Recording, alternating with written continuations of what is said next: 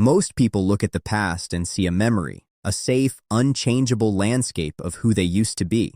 But some people look at the past and see a weapon, a drug, a quiet obsession that slowly, systematically eats away at their present until there is absolutely nothing left.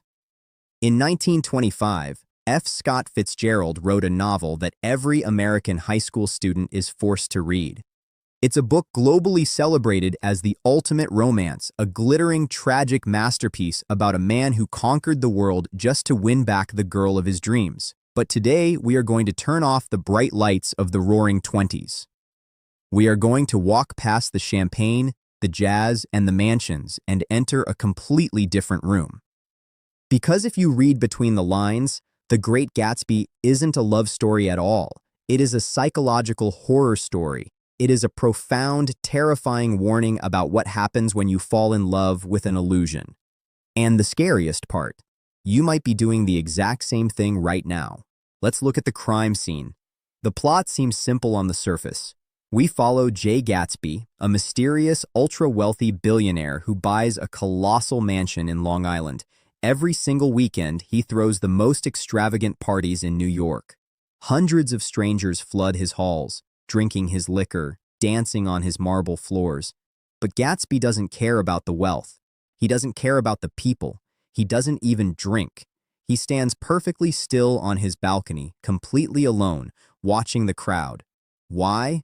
Because he is running a massive, multi-million-dollar net. He is waiting for one specific person to accidentally wander into his house, Daisy Buchanan, a girl he loved 5 years ago before he went to war. A girl who has since married a brutal, wealthy man named Tom.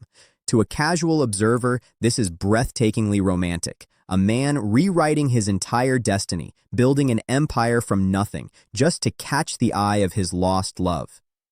But this is where we lift the first curtain, and the reality beneath it is deeply unsettling. Gatsby finally arranges a private meeting with Daisy. After 5 long years of agonizing anticipation, she walks into the room. They speak. They reconcile. And then, Gatsby takes her to his balcony to show her his wealth. He points across the foggy, dark water toward her house, and he mentions a tiny, piercing green light that burns at the edge of her dock. A light he has spent 5 years staring at in total isolation. And this is the exact moment Fitzgerald delivers the line that changes the entire vibe of the story. A line that most people skim right past. Possibly it had occurred to him that the colossal significance of that light had now vanished forever. It was again a green light on a dock. His count of enchanted objects had diminished by 1. Think about how devastating that is. The moment Gatsby finally holds the real, flesh and blood Daisy in his arms, the magical green light stops being magical. It just becomes a boring, ordinary light bulb on a wooden pier. Why? Because Gatsby was never actually in love with Daisy Buchanan.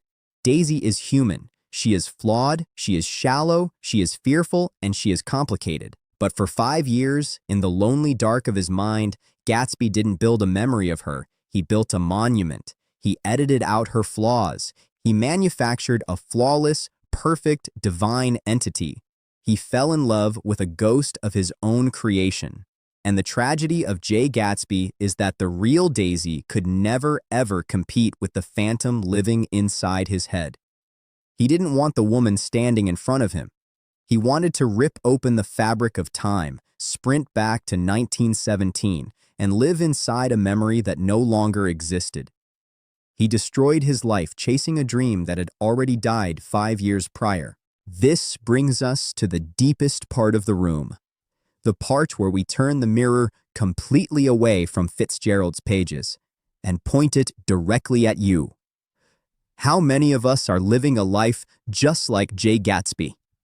How many times have you obsessed over an ex, constantly scrolling through old photos, completely forgetting the arguments, the toxicity, and the reasons it ended, subtly editing the past until they become a perfect green light in your mind?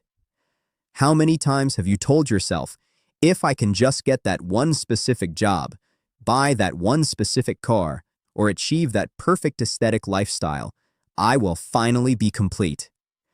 We spend our entire lives building these brilliant, glowing illusions.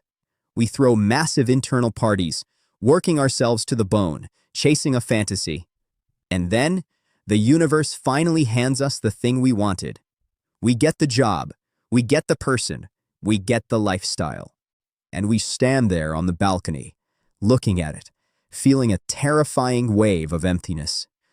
Because just like Gatsby, we realize the chase was the only thing keeping us alive.